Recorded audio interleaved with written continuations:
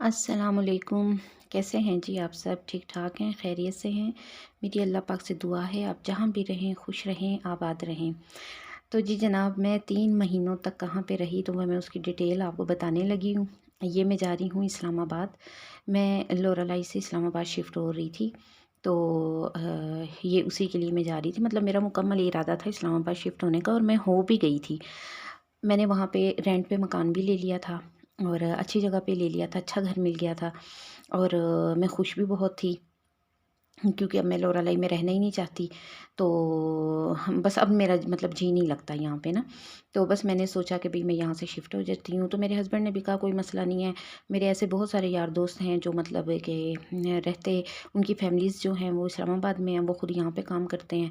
तो कोई मसला नहीं है, आप ऐसे करें कि आप चली जाएँ, वहाँ पे देख लें आपका दिल लगता है नहीं लगता। और सबसे बड़ी बात जो थी ना वो मेरी सेहत थी। मेरी सेहत यहाँ पे बहुत ज़्यादा ख़राब होती है, मतलब मैं बहुत ज़्यादा बीमार होती हूँ। मेन पॉइंट मेरी सेहत था। तो बस फिर मैंने कहा चलो ठीक है करके देख लेते हैं। बस मैं वहाँ पे जब गई मेरी सेहत काफ़ी अच्छी हो गई थी। वहाँ की आबो-हवा बड़ी ज़बरदस्त थी, पानी बहुत ज़बरदस्त था, तो मुझे सूट कर गया। तो मैं मतलब मुझे 2 दिनों में ही पता चल गया कि भई मुझ में थकन नहीं है, मुझ में चिड़चिड़ापन नहीं है और बहुत अच्छी फीलिंग थी। वहाँ पे मैं जब शिफ्ट हुई तो यहाँ से जाते हुए ना मेरे हस्बैंड ने कोरोना के इंजेक्शन लगवाए थे। उनकी वजह से उनकी तबीयत बहुत ज़्यादा ख़राब थी। तो जब वो वापस आए तो उनका बुखार इतना हाई हो गया था, इतना ज़्यादा हो गया था कि फिर हमें तो डर लगने लगा कि कहीं कोरोना तो नहीं हो गया। हालाँकि इंजेक्शन उन्होंने दोनों लगवाए हैं।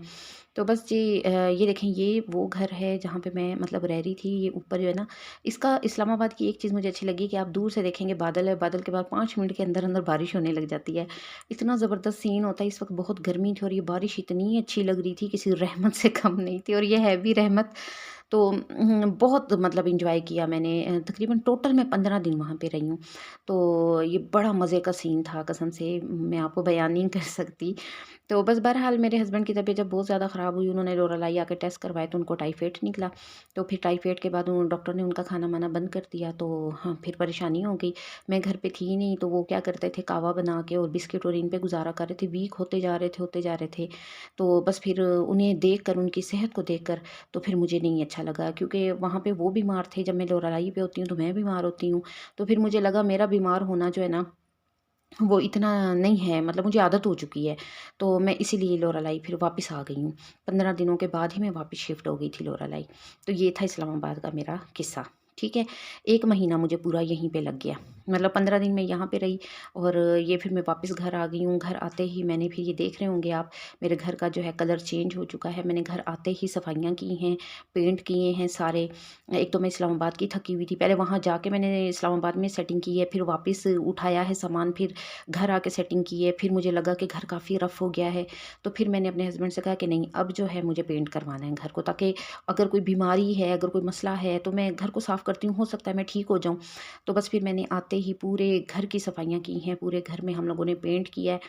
तो चेंज किए हैं, पर्दे चेंज किए हैं, ये वो मतलब मैंने बनाए हुए थे, लगाए नहीं हैं फ़िलहाल, लेकिन बने हुए हैं।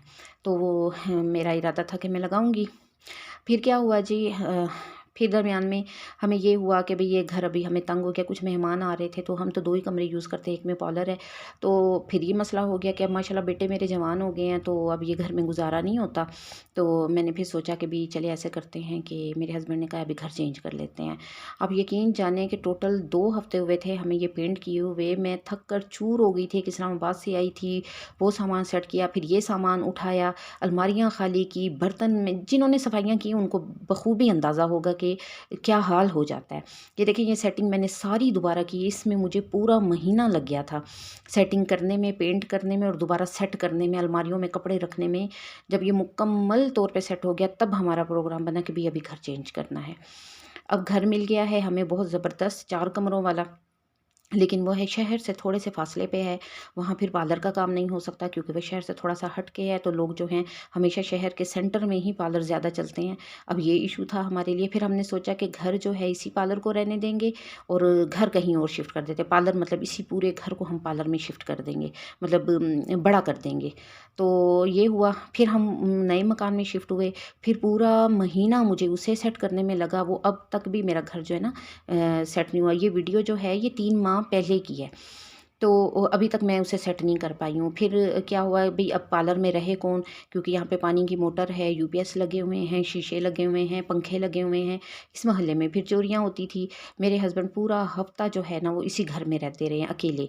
फिर अब ये वारा नहीं खा रहा, फिर नहीं समझ आ रही कि भई ये कैसे हो सकता है कि हम पूरी फैमिली, बच्चे, मैं वहाँ पे हूँ और मेरे हस्बैंड अकेले यहाँ पे हों। ये तो मुझे नहीं, इतनी शदीद सर्दी होती है बलूचिस्तान में, तो ये मुझे नहीं अच्छा लग रहा था। फिर हमने जो है नया मकान ढूँढा। फिर जो है मैं उसकी डिटेल अगली वीडियो में बताऊँगी। तब तक के लिए अल्लाह हाफ़िज़।